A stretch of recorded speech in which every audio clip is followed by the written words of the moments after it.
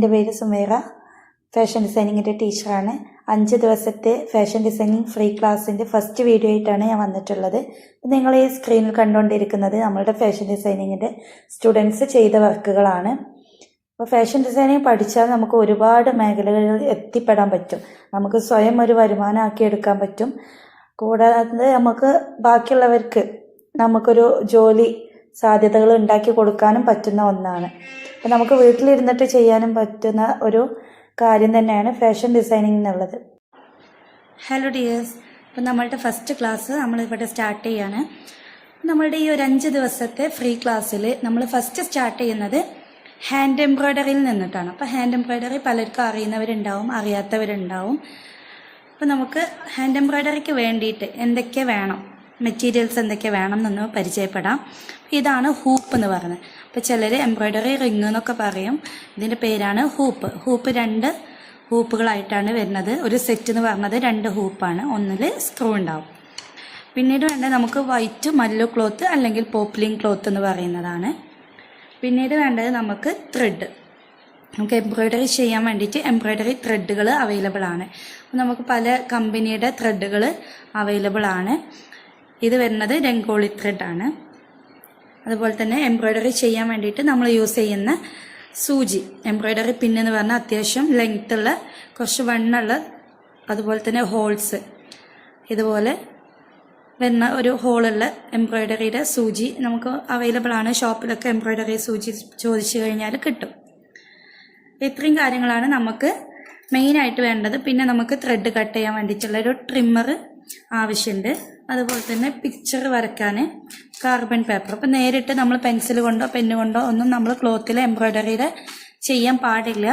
അതിന് വേണ്ടിയിട്ടാണ് നമ്മൾ യെല്ലോ കാർബൺ പേപ്പർ നിർബന്ധമായിട്ടും വാങ്ങിക്കണം എന്ന് പറയാൻ കാരണം. ഹാൻഡ് എംബ്രോയ്ഡറി പഠിച്ചവർക്ക് അറിയാം, നമ്മൾ നിർബന്ധമായിട്ടും യെല്ലോ കാർബൺ പേപ്പർ വെച്ചിട്ടാണ് വരയ്ക്കാറുള്ളത്. നമ്മൾ ഈ ഒരു പിക്ചറിനെ എങ്ങനെയൊക്കെ വരക്കും എന്നുള്ളതും ഹാൻഡ് എംബ്രോയ്ഡറിയിൽ എന്തൊക്കെയാണ് വരുന്നത് എന്നുള്ളതൊക്കെ നമുക്ക് നോക്കാം.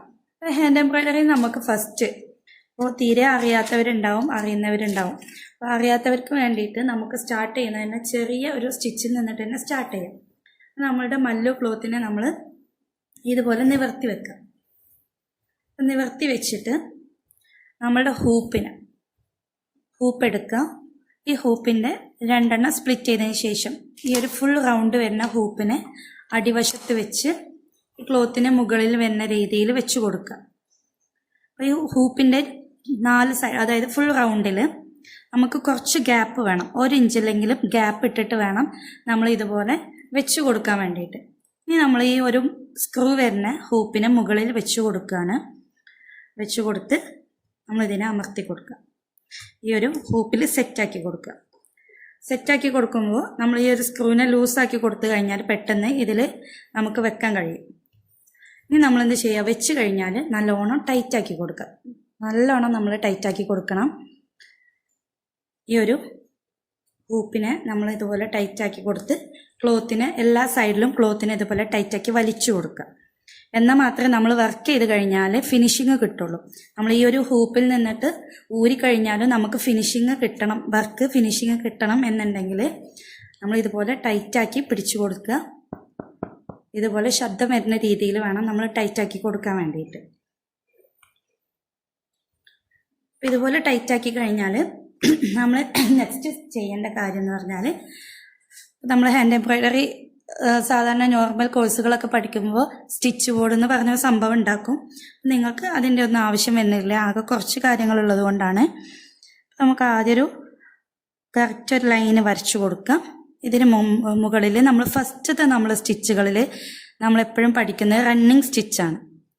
അപ്പോൾ റണ്ണിങ് സ്റ്റിച്ചെന്ന് എഴുതി കൊടുക്കുക. നിങ്ങൾക്ക് പഠിക്കാൻ വേണ്ടിയിട്ടാണ് കേട്ടോ റണ്ണിങ് സ്റ്റിച്ചെന്ന് എഴുതാൻ പറയുന്ന. പേരുകളൊന്നും മറന്നു പോകാണ്ടിരിക്കാൻ വേണ്ടിയിട്ട് റണ്ണിങ് സ്റ്റിച്ച് 3 എന്ന് എഴുതാം. അപ്പോൾ ഈ 3 എന്താണെന്ന് വെച്ചാൽ നമ്മളുടെ ത്രെഡ് വരുന്നത്, ഹാൻഡ് എംബ്രോയ്ഡറിയുടെ ത്രെഡ് വരുന്നത് ഈ ഒരു രൂപത്തിലാണ്. ഇതിന് ഇതുപോലെ 2 എൻഡിങ്ങും ഓപ്പണിങ്ങും ഭാഗം ഉണ്ടാവും. അപ്പോൾ ഒന്നിങ്ങനെ വലിച്ചു കഴിഞ്ഞാൽ പെട്ടെന്ന് ഇങ്ങനെ ഊരിപ്പോരും. ആ ഒരു പോർഷനാണ് നമ്മൾ എടുക്കേണ്ടത്. നമുക്ക് വേണ്ട അത്ര ലെങ്ത് ഇതുപോലെ കട്ട് ചെയ്തെടുക്കാം. ഈ ഒരു ത്രെഡ് വരുന്നത് 6 സ്ട്രാൻഡ്സ് ആയിട്ടാണ്, അതായത് 6 ഇഴകളായിട്ടാണ് ഇത് വരുന്നത്. ഈ ഒരു 3 എന്ന് എഴുതിയിട്ടുള്ളത് നമുക്ക് 3 ത്രെഡ് മതി. റണ്ണിങ് സ്റ്റിച്ച് ചെയ്യാൻ വേണ്ടിയിട്ട് നമുക്ക് 3 ത്രെഡുകൾ മതി. അപ്പം നമ്മളിങ്ങനെ സ്പ്ലിറ്റ് ചെയ്തിട്ട് ഇതുപോലെ എടുത്തു കഴിഞ്ഞാൽ 3 3 ആയിട്ട് നമുക്ക് കിട്ടും. ഇനി നമ്മൾ ചെയ്യേണ്ടത് ഇതുപോലെ സൂചി എടുത്ത്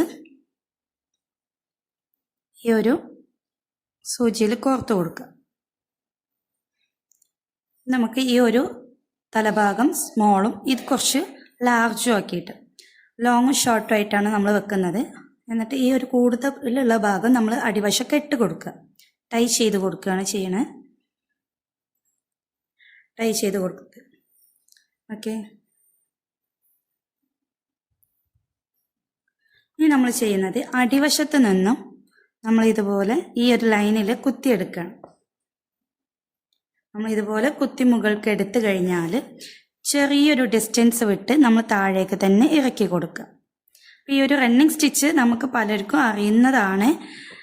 പക്ഷേ നമ്മൾ ചെയ്യേണ്ട കാര്യം എന്ന് പറഞ്ഞത് നമ്മളിവിടെ ഒരു സ്റ്റിച്ച് കൊടുത്തിട്ടുണ്ട്. ഈ ഒരു സെയിം ഡിസ്റ്റൻസ്, ഈ ഒരു സ്റ്റിച്ചിൻ്റെ സെയിം ഡിസ്റ്റൻസ് വിട്ട് കഴിഞ്ഞിട്ട് നമ്മൾ നെക്സ്റ്റ് സ്റ്റിച്ച് ഇതുപോലെ സ്റ്റാർട്ട് ചെയ്യാം. ഇതുപോലെ നമുക്ക് സെയിം ഡിസ്റ്റൻസ് കീപ്പ് ചെയ്തിട്ട് വേണം. ഇതിൻ്റെ ഇടയിലുള്ള ഗ്യാപ്പും അതുപോലെ സ്റ്റിച്ചുകൾ തമ്മിലുള്ളത് ഒരു അകലവും സെയിം ആയിട്ട് വേണം വരാൻ വേണ്ടിയിട്ട്. നമുക്കിതൊന്ന് ഫിനിഷ് ചെയ്തെടുക്കാം. ഞാൻ എന്ത് ചെയ്തിട്ടുണ്ട്, ഈ ഒരു ലൈന് ഫുള്ളായിട്ട് ഫില്ല് ചെയ്തെടുത്തിട്ടുണ്ട്. ഈ ഫില്ല് ചെയ്തതിന് ഇനി അടിവശത്ത് ഞാൻ കെട്ട് കൊടുക്കുകയാണ്. ഇതിനെ നമുക്ക് ടൈറ്റാക്കി സെക്യൂർ ചെയ്ത് നിൽക്കണം. അപ്പോൾ ഇതിന് മുമ്പുള്ള സ്റ്റിച്ചിൻ്റെ ഉള്ളിലൂടെ നമ്മൾ സൂചിയെ കടത്തിയെടുക്കുകയാണ്. എന്നിട്ട് ഒന്നുകൂടെ ഇതിൻ്റെ ഉള്ളിലൂടെ വലിച്ചു കൊടുക്കുക, ടൈറ്റാക്കി കൊടുക്കുക. വേണം എന്നുണ്ടെങ്കിൽ 2 എണ്ണത്തിൻ്റെ ഉള്ളിലൂടെ ഇങ്ങനെ ടൈറ്റാക്കിയിട്ട് നമുക്ക് കൊടുക്കാം. ഇനി നെക്സ്റ്റ് നമ്മൾ ചെയ്യേണ്ടത് എന്താണെന്ന് വെച്ചാൽ ഇതിൻ്റെ ഈ ഒരു റണ്ണിങ് വെച്ചിട്ട് ഈ ഒരു സ്റ്റിച്ച് വെച്ചിട്ട് നമ്മളൊരു പിക്ചർ ചെയ്യണം. ഞാൻ ജസ്റ്റ് ഒരു ഡെമോ കാണിച്ചു തരാം. ഞാൻ ഈ ഒരു പേപ്പറിൽ ഒരു ഫ്ലവർ വരയ്ക്കണം. നിങ്ങൾക്ക് പിൻട്രസ്റ്റിലൊക്കെ നോക്കിക്കഴിഞ്ഞാൽ ഒരുപാട് പിക്ചേഴ്സ് കിട്ടും. അല്ല എന്നുണ്ടെങ്കിൽ കുട്ടികളുടെ ബുക്കിലൊക്കെ ഉണ്ടാവും, ഒരുപാട് പിക്ചേഴ്സ് നമുക്ക് അവൈലബിൾ ആയിട്ട് കിട്ടും. അങ്ങനെയുള്ള പിക്ചേഴ്സൊക്കെ എടുത്തിട്ട് ചെയ്യുക. ഇതുപോലെ കുഞ്ഞു കുഞ്ഞു പിക്ചറല്ല, നല്ല പിക്ചേഴ്സൊക്കെ വെച്ചിട്ട് ചെയ്യുക കേട്ടോ. നമ്മൾ ചെയ്യേണ്ടത് ഇതുപോലെ കാർബൺ പേപ്പറിൻ്റെ ഈ യെല്ലോ പോർഷന് നമ്മളുടെ ക്ലോത്തിൽ ഇങ്ങനെ അറ്റാച്ച് ചെയ്ത് കൊടുക്കുക. എന്നിട്ട് നമുക്ക് നമ്മളുടെ കയ്യിൽ എന്ത് പിക്ചറാണോ ഉള്ളത് അത് ഇതുപോലെ മുകളിൽ വെച്ച് കൊടുക്കുക. എന്നിട്ട് ഇതിൻ്റെ മുകളിലൂടെ പലർക്കും അറിയുന്നുണ്ടാവും സ്കെച്ചൊക്കെ എടുക്കാൻ. ആ സെയിം മെത്തേഡാണ് നമ്മൾ ചെയ്യുന്നത്. ഓക്കെ, ഇതുപോലെ വരച്ചെടുക്കുക. ഇതിന് മുകൾ കൂടെ വരയ്ക്കുമ്പോൾ ഇതിൻ്റെ ഒരു യെല്ലോ പോർഷന്, യെല്ലോ കാർബൺ പേപ്പർ വെച്ചിട്ട് വരയ്ക്കുമ്പോൾ യെല്ലോ കളറിൽ ഇതുപോലെ കിട്ടും. ഇനി നമ്മൾ ചെയ്യേണ്ടത് ഈ ഒരു റണ്ണിങ് വെച്ചിട്ട് ഈ ഒരു ഫ്ലവറിനെ ഫില്ല് ചെയ്തെടുക്കുക എന്നുള്ളതാണ്. എങ്ങനെ ഫില്ല് ചെയ്തെടുക്കുക എന്നുള്ളതും കൂടെ കാണിച്ചു തരാം കേട്ടോ. നമ്മൾ ഇതുപോലെ റണ്ണിങ് വെച്ചിട്ട് തന്നെ ചെയ്ത് കൊടുക്കുക. അപ്പോൾ ഇതൊക്കെ ഔട്ട്ലൈൻസ് ആണ്. നമ്മൾ റണ്ണിങ് സ്റ്റിച്ച് എന്നൊക്കെ പറയുന്നത് ഔട്ട്ലൈൻ ചെയ്ത് കൊടുത്ത് എടുക്കുന്ന വർക്കാണ്. അപ്പോൾ കൈവഴക്കം കിട്ടാൻ വേണ്ടിയിട്ടാണ് നമ്മൾ ഫസ്റ്റ് തന്നെ റണ്ണിങ് സ്റ്റിച്ചിൽ നിന്ന് സ്റ്റാർട്ട് ചെയ്യുന്നത്. നിങ്ങൾക്കൊരു ഐഡിയ കിട്ടും വേണമല്ലോ. നമ്മൾ ആദ്യം തന്നെ ഹെവി ആയിട്ടുള്ള എന്തെങ്കിലും പഠിച്ചു കഴിഞ്ഞാൽ നിങ്ങൾക്ക് ഒന്നും ക്ലിയർ ആവില്ല.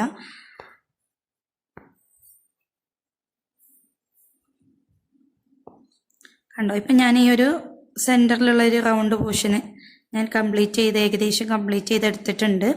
ഇതുപോലെ നമ്മൾ എന്ത് ഡിസൈനാണോ, ഫ്ലവർ ആയിക്കോട്ടെ, സീനറീസ് ആയിക്കോട്ടെ, അനിമൽസ് ആയിക്കോട്ടെ, ഫ്രൂട്ട്സ് ആയിക്കോട്ടെ, എന്തോ ആയിക്കോട്ടെ, നിങ്ങൾ എന്ത് ചെയ്യാം, ഇതുപോലെ ഫില്ല് ചെയ്തിട്ട് ഇതുപോലെ ഓരോ പാറ്റേണും വരച്ച് കൊടുക്കുക.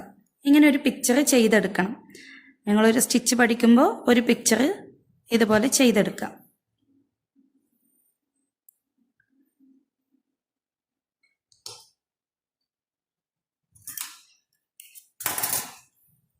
ഓക്കെ, റണ്ണിങ് സ്റ്റിച്ച് വെച്ചിട്ട് ചെയ്ത വർക്കാണ് കേട്ടോ ഇത്. അപ്പോൾ ഇതുപോലെ നമുക്ക് പല വർക്കുകളും ചെയ്തെടുക്കാം. നമുക്ക് ഇഷ്ടമുള്ള ഡിസൈൻസ് വെച്ചിട്ട്, സീനറീസ് വെച്ചിട്ടായിക്കോട്ടെ, ഫ്ലവേഴ്സ് വെച്ചിട്ടായിക്കോട്ടെ, ഇനി ഡോൾസിൻ്റെ പോലെയുള്ള പിക്ചേഴ്സ് വെച്ചിട്ടായിക്കോട്ടെ, നമുക്ക് എന്തെങ്കിലും പിക്ചേഴ്സ് വെച്ചിട്ട് ഇതുപോലെ വർക്കുകൾ ചെയ്തെടുക്കുക. എല്ലാവരും ചെയ്ത് നോക്കാം കേട്ടോ. Thank you.